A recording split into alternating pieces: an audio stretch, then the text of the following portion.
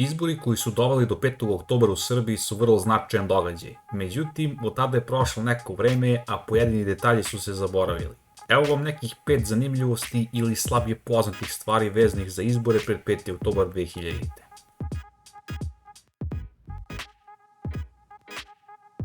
Iako su ovi izbori nadaleko čuveni u Srbiji, bar prema nekom mom razumevanju, oni su u stvari bili izbori za predsjednika Savezne Republike Jugoslavije. Srbija je pored Crne Gore bila samo jedna savezna jedinica za sada poslednje 5. Jugoslavije. Savezni predsjednik je u trenutku izbora bio Slobodan Milošević, a sve do 2000. se on birao iz Savezne skupštine. Pred ove izbore je donet amandman kojim se on bira direktno od strane građana, a važi to da savezni predsjednik i premijer ne mogu biti iz iste republike članice. Inače, izbori su održani 24. septembra 2000. istovremeno sa izborima za Saveznu skupštinu.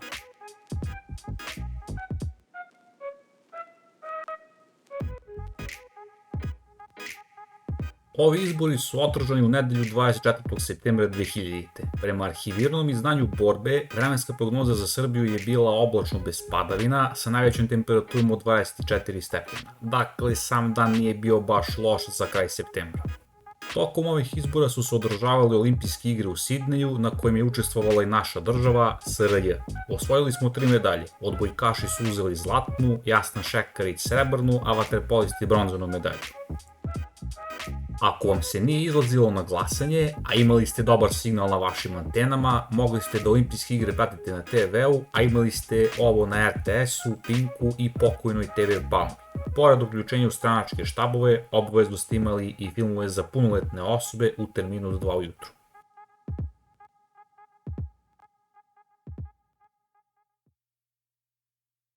Pored Koštunice i Miloševića, na ovim izborima su učestvovala još 3 kandidata. Tomislav Nikolić iz Radikalne stranke, Vojislav Mihajlović iz SPO-a i Miodrag Vidojković iz Afirmativne stranke. Pre ovih izbora su se radikali posvađali sa socijalistima, pa nisu podržali SPS-ovog kandidata, a slično su radili i SPO i DOS. Ova vest sa B92 kaže da je i Milovan Drecun razmišljao da se kandiduje, pa je odustao, a 5. kandidat je postao Miodrag Vidojković ispred relativno nepoznate Afirmativne stranke. Deluje da je Vidojkovićeva kandidatura bila pomalo iznenađujuća s obzirom na njegovu relativnu neprepoznatljivost koja važi i za njegovu afirmativnu stranku za koju nisam uspio da nađem apsolutno ništa. On se kandidovao na još nekim izborima, ali ja bukvalno ništa o njemu nisam mogao da nađem, a nije ni Wikipedia. Prema Saveznoj izbornoj komisiji, koja se 2 dana nije oglašavala, Vojislav Koštunica je pobedio, ali sa 48,96% od izašlih 69,7%, pa je trebalo održati drugi krug. Svi osim SPS-a su tvrdili da prema njihovim rezultatima Koštunica ima preko 50%, što znači da nema drugog kruga. Konkretno, CESID je izašao sa podacima od 71,55% izašlih birača, a da je od njih Koštunica dobio 50,24%, dakle oko četvrtine procenta iznad 50%.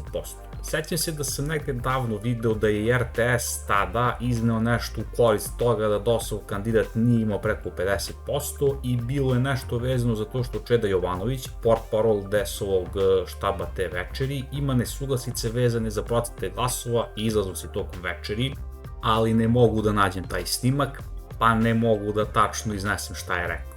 Međutim, ono što jesam našao je ovo saopštenje SPS-a na arhiviranom izdanju njihovog sajta. Saopštenje u originalu glasi ko laže Koštunicu, ali srpsko izdanje otvara pop-up prozor koji nije arhiviran, pa sam prinuđen da vam pokažem englesko izdanje. Ovde, pored loše gramatike, možete vidjeti da je DOS-ov izborni štab u toku glasanja saopštio 4 različita broja i procenata izašlih birača koji su glasali za Koštunicu. Ako vas zanima ko su CJ i YS, verujem da su tu inicijali za Čedu Jovanovića i Zorana Šamija.